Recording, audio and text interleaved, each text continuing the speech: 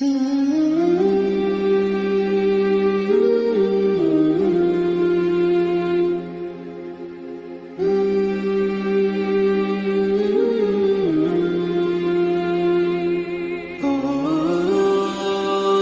रमजान की प्रस्तुत करता हैं सना अहमद, बोरो 6 chairperson and councillor ward number 62, Sufi palace restaurant and caterer, 113 MG road, Kolkata 7. Ajmal Siddiqui, renowned businessman and state secretary, West Bengal Trinamool Congress Minority Cell. Ikhlaq Ahmad, ex councillor, ward number 43. Barkat Ali trading company, fruit merchant, exporter, importer and order supplier. Azhar Iqbal, president ward number 61, Trinamool youth Congress. Shams Iqbal, councillor, ward number 134, Kolkata municipal corporation. Nafees Ahmad, entrepreneur and CEO golden gate group. Mohammad Riyazuddin Armaan Mandal, councillor, Titagarh municipality ward number 4. Athar Shafi, social activist. Bilal Hasan, social activist and president, बज़्म शहरी Nishat. Zulqarnain Ali, founder and president, जज्बा welfare foundation. Mohammad Jamaluddin, NRI textile businessman. Nadeem Ahmad Khan, philanthropist, social activist. अस्सलाम वालेकुम, मैं अशफाक और आप सब देख रहे हैं नूरे रमज़ान. हालात बंगाल न्यूज़ टेक इंडिया में आप सबका खैर मकदम है. सबसे पहले हम आपसे माजरत चाहते हैं कि कई नामसाद हालात के कारण गुज़िश्ता 4-5 दिन से हम लोग आपको नूरे रमज़ान का जो एपिसोड है दिखाने से कासिर रहे.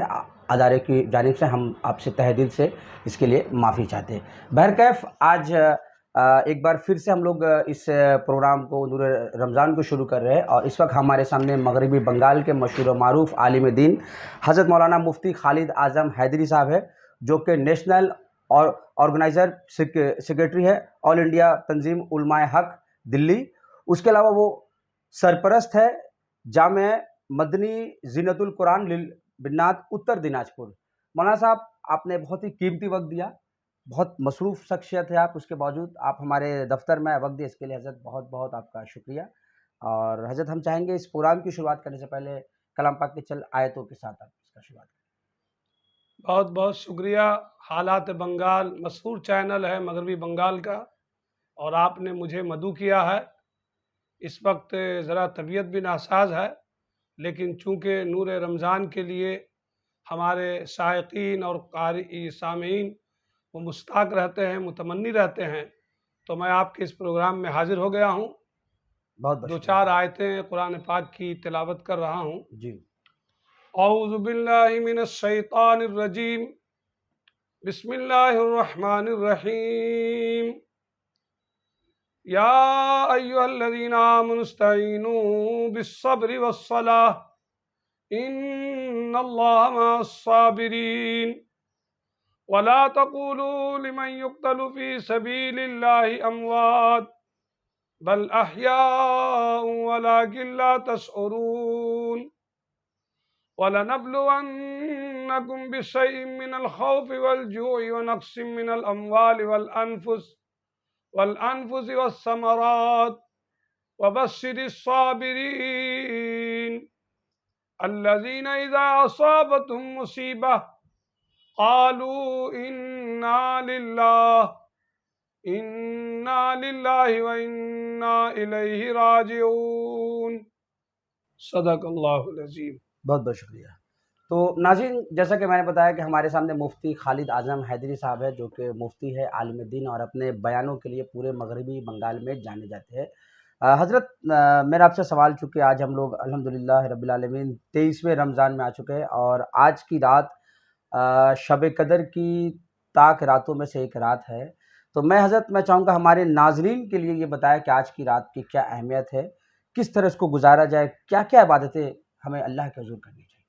बहुत अच्छा सवाल है आपका.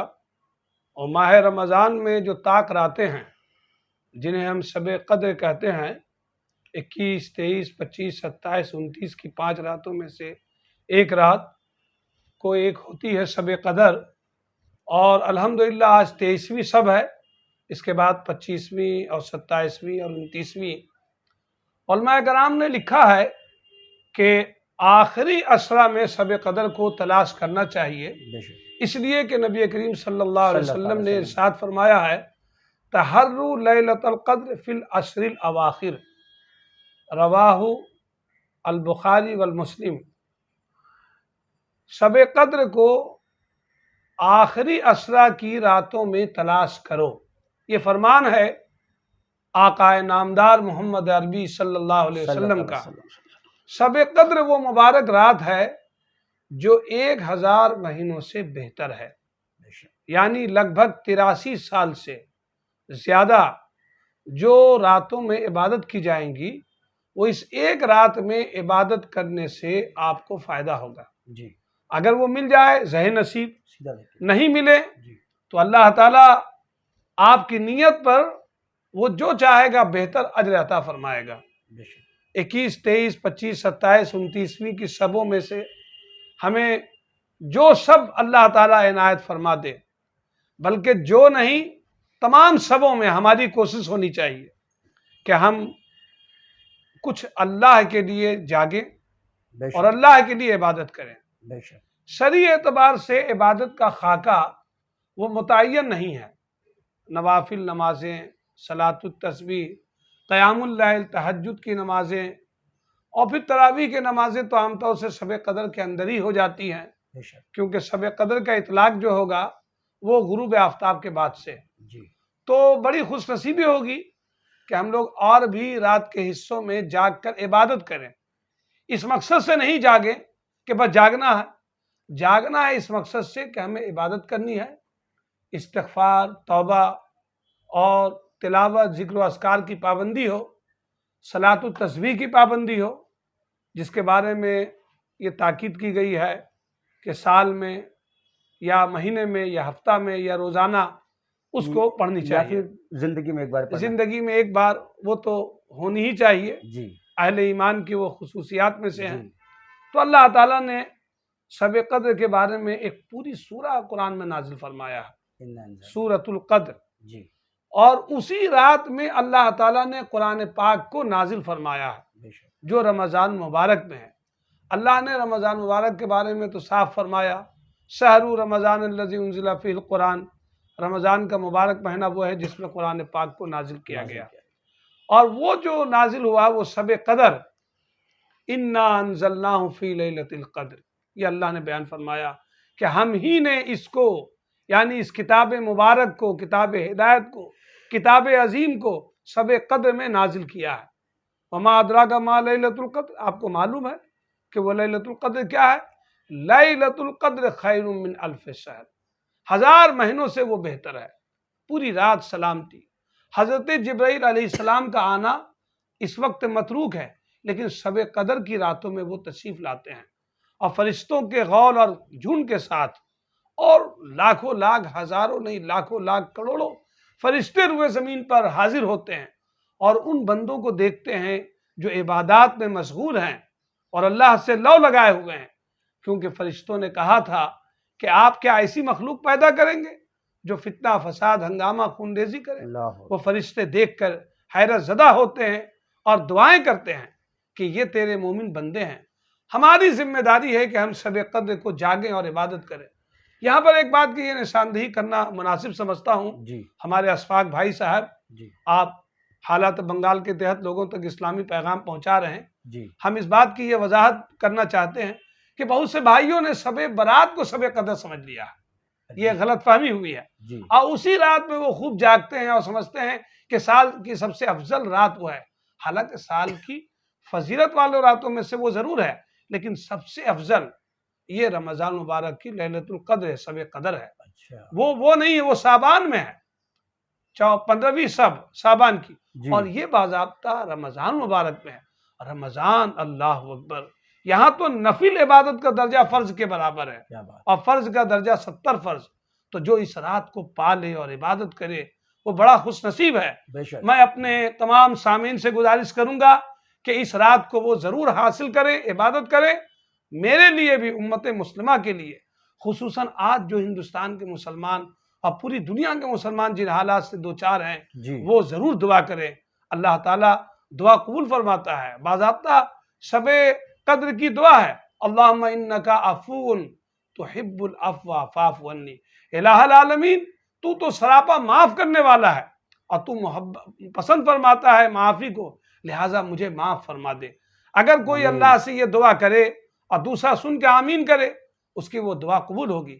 اللہ تعالی ہم سب کو شب قدر میں جاگ کر عبادت کرنے اور اپنے گناہوں سے معافی مانگنے کی توفیق عطا فرمائے۔ بہت بہت شکریہ۔ یہ ہمارے سامنے حضرت مولانا مفتی خالد اعظم حیدری صاحب ہے، جو کہ نیشنل آرگنائزنگ سیکریٹری ہے آل انڈیا تنظیم علماء حق کے۔ مولانا صاحب ہمارے ساتھ بنے رہے۔ وقت ہو چلا ایک چھوٹے سے بریک کا، ملتے ایک چھوٹے سے بریک کے بعد۔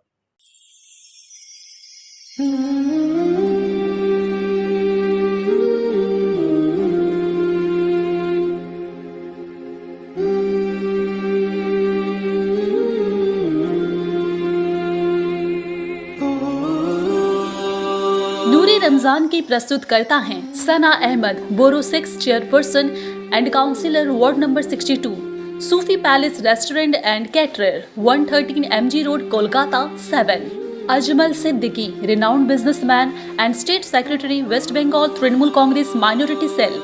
اخلاق Ahmed, ex councillor ward number 43۔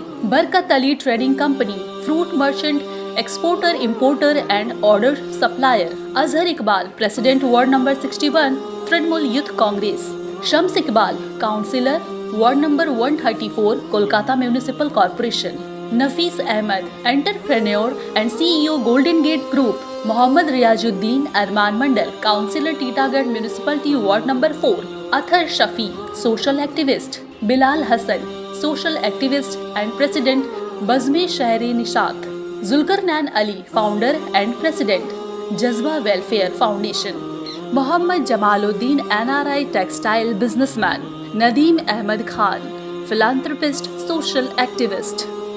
السلام علیکم رحمۃ اللہ وبرکاتہ۔ ناظرین، آپ سب کا ایک بار پھر سے بریک کے بعد خیر مقدم ہے۔ میں آپ کا ہوسٹ اشفاق، آپ دیکھ رہے ہیں نور رمضان، حالات بنگال اور نیوز ٹیک انڈیا پر۔ ہمارے سامنے حضرت مولانا مفتی محمد خالد اعظم حیدری صاحب، جو کہ شہر کولکاتہ اور پشچم بنگال کے بہت مشہور و معروف عالم دین۔ حضرت، آپ سے بریک کے پہلے وقفہ میں ہم بات کر رہے تھے کہ آج شب قدر کی رات ہے، تو صلاۃ تسبیح ایک بہت ہی اہم نماز آپ نے کہا بریک سے پہلے، تو میں اس کو کس طرح سے پڑھا جائے، ادا کیا جائے، حضرت اس پر مختصر بتا دیں۔ اس کے بعد ایک اور سوال میں آپ کو دے دیتا ہوں، 2 سوال اب لے لیں کہ اس رمضان المبارک کا سب سے عظیم تحفہ قرآن کریم جو اللہ نے اس مہینے میں نازل کیا، اس کے پیچھے کیا مقاصد ہے رمضان میں ہی؟ تو ان 2 سوالوں کا حضرت اب جواب۔ دیکھیے، صلاۃ التسبیح کے بارے میں جو احادیث کریمہ کے اندر فضیلتیں آئی ہیں، اس وقت تفصیل کا تو موقع ہے نہیں جی، لیکن زندگی میں ایک بار اس نماز کو ضرور پڑھنی چاہیے۔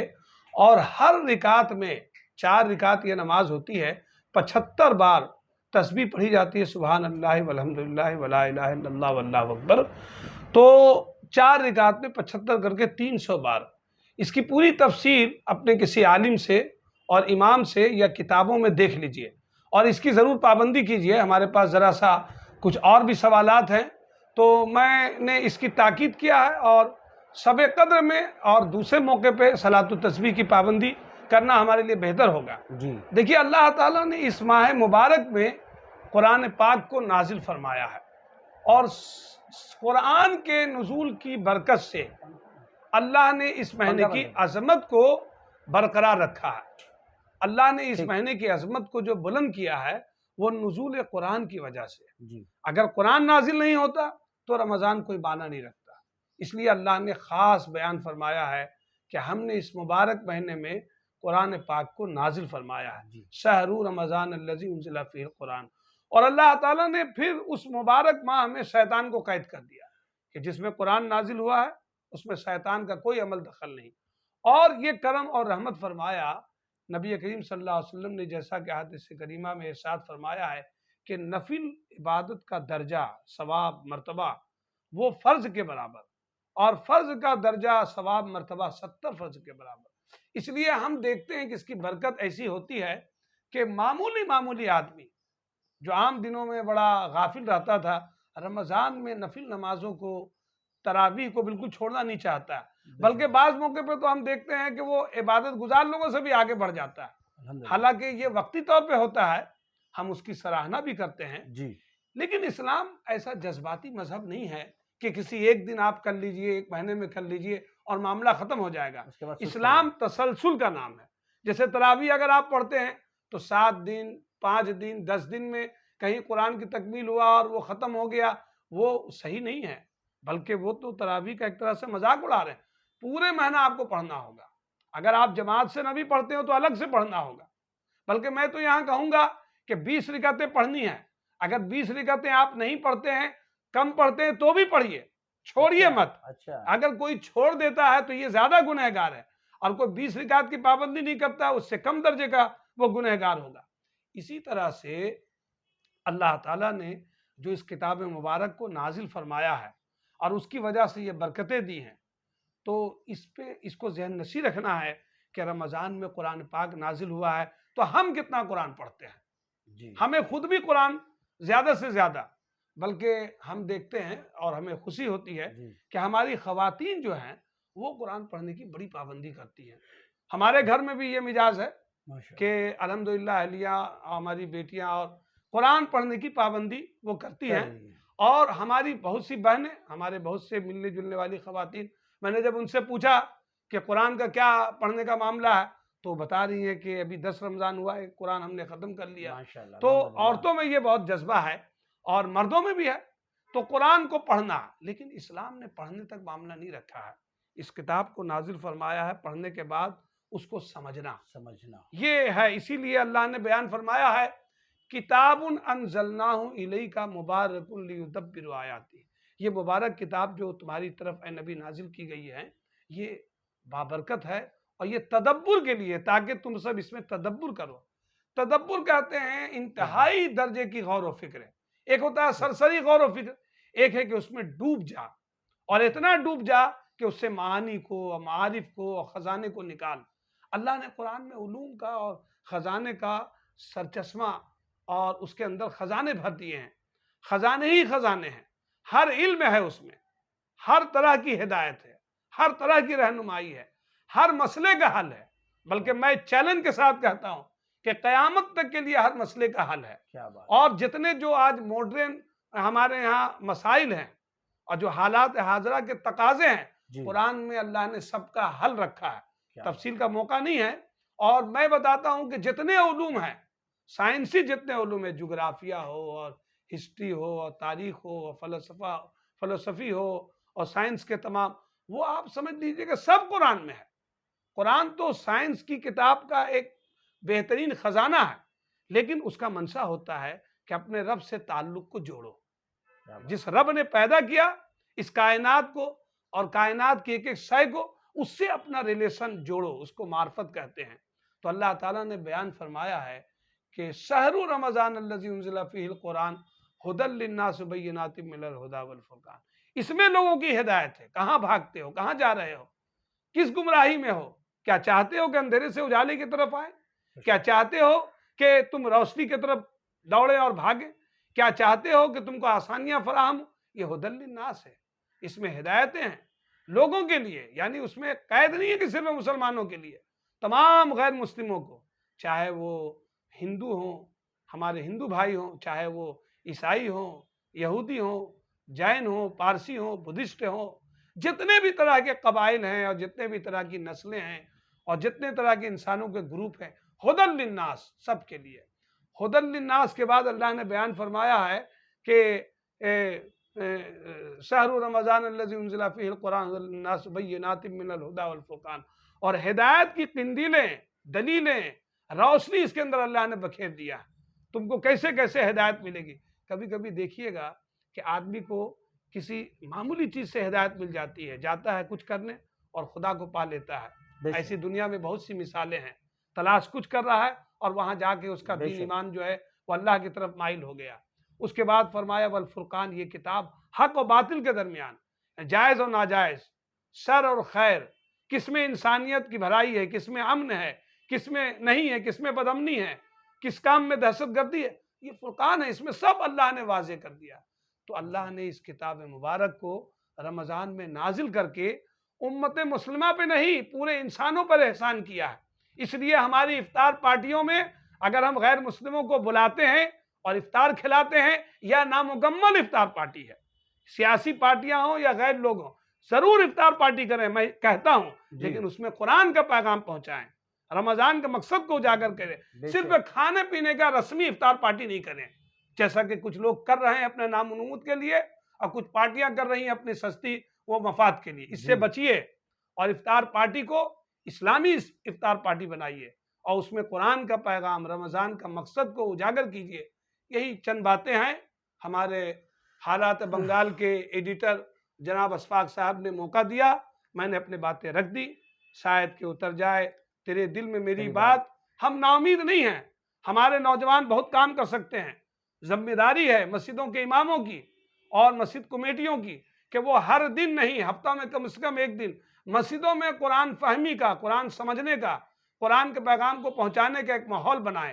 درس قرآن کا پیغام میں اس نیوز چینل کے مادھیم سے دینا چاہتا ہوں کہ ہر مسجد کے اندر قرآن پاک کا درس کا آغاز ہو۔ چھوٹی مسجد ہیں، قرآن کی تفسیر کو لے کے 10 منٹ 5 منٹ پڑھ دیجئے۔ بڑی مسجدیں ہیں، وہاں کوئی جید عالم مفسر، ہم لوگ بہت ساری جگہوں پہ جا کے قرآن کا درس و تفسیر کرتے ہیں۔ یہ سلسلہ ہونا چاہیے۔ اللہ تعالیٰ ان باتوں کو قبول فرمائے۔